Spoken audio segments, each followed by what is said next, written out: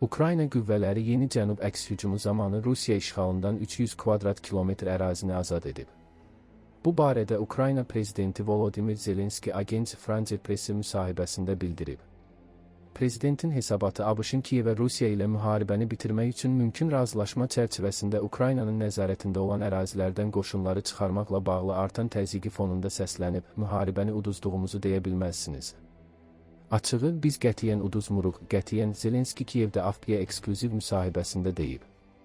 Sual ondadır ki, qalib gələcəyikmi? Zelenski bildirib ki, Ukrayna cənub cəbhə xətti boyunca irəliləyir və yüzlərlə kilometr ərazini Rusiya işğalından azad edir. Çox detallara varmaq istəmirəm, amma bugün ilk növbədə ordumuzu, bütün müdafiə qüvvələrimizi təbrik edə bilərəm, çünki bugünə olan məlumata görə 300 kvadrat kilometr ərazi azad edilib, deyə o bildirib. Prezident əks hücumun hansı zaman çərçivəsində baş verdiyini dəqiqləşdirməyib. Rusiya 2025-ci ildə Ukraynaya qarşı yenilənmiş quru hücumuna başlayıb və əsas qüvvələrini ölkənin şərqində yerləşən Donetsk vilayəti ərazisində cəmləşdirib. Kampaniya çərçivəsində Rusiya həmçinin Ukraynanın cənubundakı Zaporojye vilayəti ərazisində əməliyyatları gücləndirib və Dnepropetrovsk vilayətinin cənub hissəsinə daxil olub. Zelenski 2025-ci ilin sentyabrında bildirmişdi ki, Ukraynanın əks hücum əməliyyatları nəticəsində Donetsk vilayətində 160 kvadrat kilometr, cəbhənin digər istiqamətlərində isə əlavə 170 kvadrat kilometr ərazi azad edilib. Lakin həmin əlavə 170 kilometr barədə ətraflı məlumat verilməyib. Rusiya qüvvələri ilə müqayisədə canlı qüvvə və resurs çatışmazlığı yaşayan Ukrayna hələ də şərqdə yerləşən, ağır sənaye və möhkəmləndirilmiş ərazi olan Donbası güzəştə getmək üçün təzyiqlə üz-üzədir. Rusiya bu bölgəni öz ərazisi kimi iddia edir. Həm Amerikalılar, həm də Ruslar deyirlər ki, əgər sabah müharibənin bitməsini istəyirsinizsə, Donbasdan çıxın, Zelenski AFP-yə deyib. Ukrayna isə dəfələrlə bildirib ki, qoşunlarını bu regiondan çıxarmaq niyyətində deyil və belə addım Rusiyanı daha da ruhlandıra bilər. Kiyevin qüvvələri hazırda Donetsk vilayətinin təxminən 5də birinə nəzarət edir. Rusiya isə demək olar ki, Lugansk vilayətinin tamını ələ keçirib. Bu iki vilayət birlikdə Donbas adlanır. Ukrayna bildirib ki, Rusiyanın yenidən hücum etməsinin qarşısını alacaq mexanizmlər olmadan heç bir sülh sazişinə imza atmayacaq. Zelenskinin müsahibəsi ABŞ-ın vasitəçiliyi ilə Genevada keçirilən 2 günlük sülh danışıqlarından sonra baş tutub. Həmin danışıqlarda Rusiya və Ukrayna müzakirələrin mərkəzində olan ərazi məsələsi, Donbasın statusu ilə bağlı irəliləyiş əldə edə bilməyiblər. Rusiya hər hansı sülh sazişinin ilkin şərti kimi Ukrayna qüvvələrinin regiondan tamamilə çıxmasını tələb etməyə davam edir.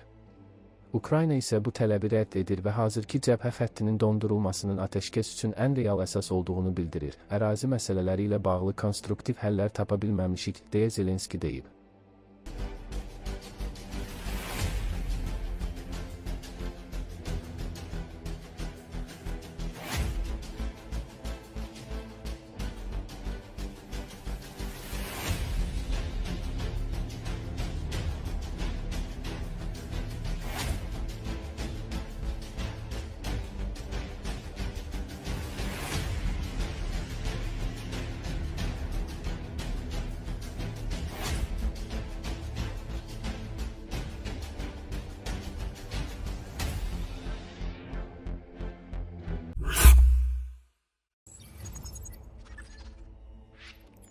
Rusiya qoşunları gözlənilməz problemlə üzləşib.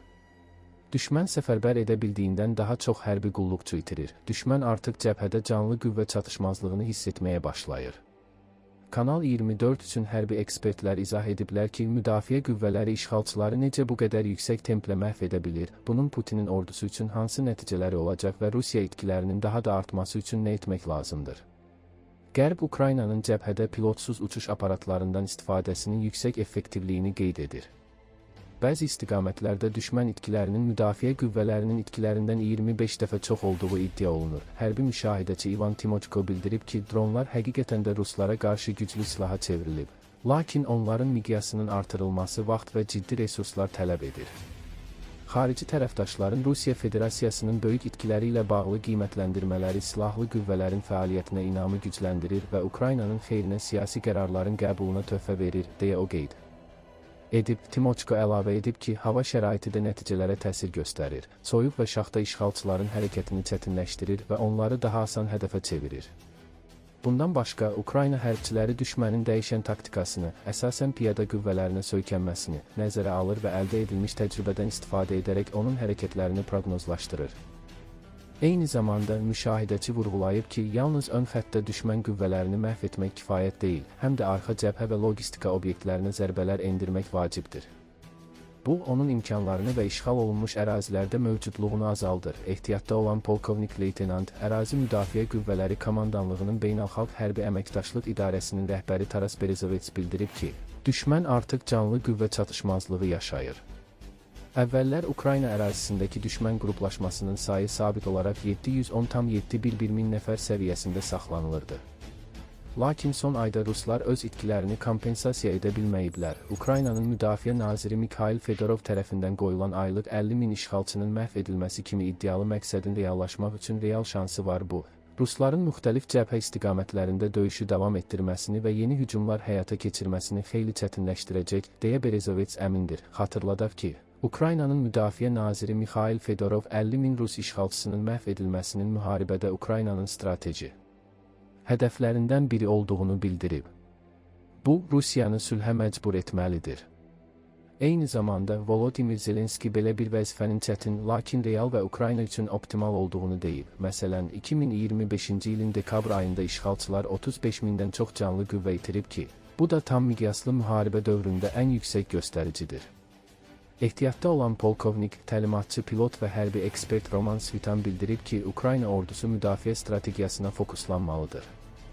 Ruslar daim hücuma keçməyə çalışır, buna görə də müdafiə qüvvələri şəxsi heyətin itkilərini minimuma endirmək üçün 30 kilometrədək məhv zonası yaratmalıdır. İtkilərin nisbəti 1-ə 100 ola bilər. Məhz belə səviyyəli itkilərə nail olmağa çalışmalıyıq, deyə Svitan əlavə edib. Düşmən irəliləməyə davam edəcək, Ruslar özləri bu məhv zonasına daxil olacaq və orada onları məhv etmək daha asan olacaq. Bunun üçün 5 vasitə var: minalar, FPV dronlar, atıcı silahlar, aviasiya və artilleriya. Kupyansk nümunəsi bunu göstərdi. Ruslar ciddi əməliyyat körpübaşı yaratmadan sağ sahilə keçməyə çalışırdılar. ABŞ hərbi hava qüvvələrinin istifada olan generalı və aviasiya üzrə ekspert David Eptula bildirib ki, müharibələr təkcə döyüş meydanlarında deyil, həm də siyasi iradəyə və iqtisadi gözləntilərə təsir edən qavrayışlar və narrativlər müstəvisində aparılır. Putin bunu anlayır. Onun strategiyası indi həlledici döyüş uğurundan daha az asılıdır. Daha çox isə dünyanı, xüsusilə də ABŞ-ı Rusiyanın qələbəsinin qaçılmaz olduğuna inandırmağa yönəlib. Ukraynaya əlavə dəstəyin mənasız olduğunu göstərməyə və praqmatik Amerikalıların uzun müddətli qarşıdurma əvəzinə faydalı normallaşmaya hazırlaşmasının daha məqsədə uyğun olduğuna inandırmağa çalışır, deyə o bildirib. Ekspertin sözlərinə görə, taktiki səviyyədə Ukrayna əlverişli itki nisbətinə malikdir. Bu nisbət 2,5-dən 1-ə 7-dən 1-ə qədər dəyişir və bəzi döyüşlərdə daha da yüksək olur. Rus qoşunları bir neçə kilometr irəliləsə belə, bunu çox böyük itkilər bahasına edirlər. İtkilərin statistikası iki əsas reallığı göstərir. Birincisi, Rusiya cüzi ərazi qazancı üçün insan həyatı baxımından fövqəladə yüksək qiymət ödəməyə hazırdır. İkincisi isə zaman yalnız o halda Moskvanın xeyrinə işləyir ki, Ukraynanın müdafiəsi Rusiyanın insan resursları və sənaye bazasından daha sürətlə tükənsin, deyə istifada olan ABŞ generalı izah edib.